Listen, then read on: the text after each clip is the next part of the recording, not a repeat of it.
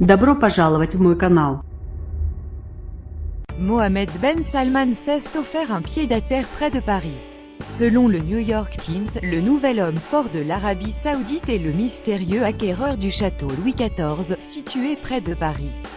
Il s'agit de la demeure privée la plus chère au monde, cédée pour la coquette somme de 275 millions d'euros.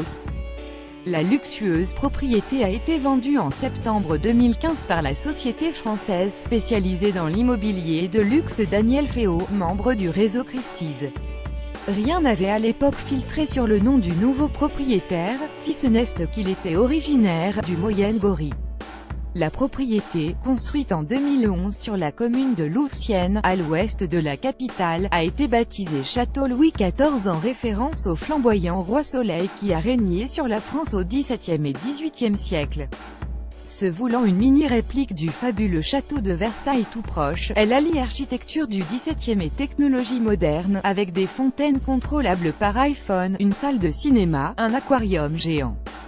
D'une surface habitable de 5000 m², elle promet « les fastes de Versailles sous la révolution high-tech », selon le site internet de son promoteur Cogemad.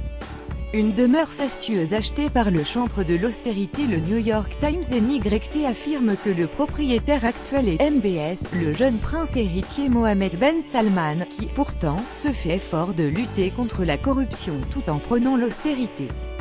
Le site français d'information Mediapart avait dès juillet révélé le prince comme l'acquéreur.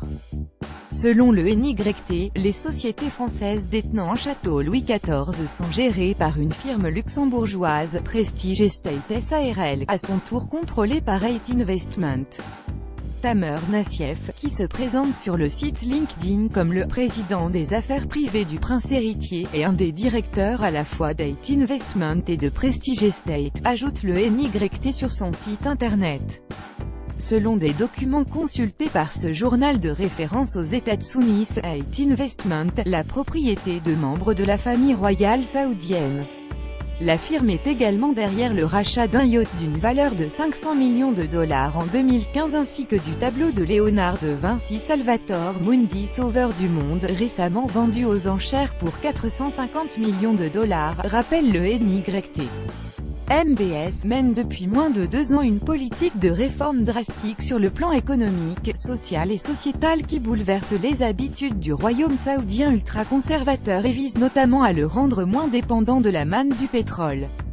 Plus de 200 personnalités influentes ont été arrêtées dans le cadre d'une opération anticorruption, dont des ministres et ex-ministres. La plupart ont été remis en liberté en échange du remboursement des sommes considérées comme mal acquis.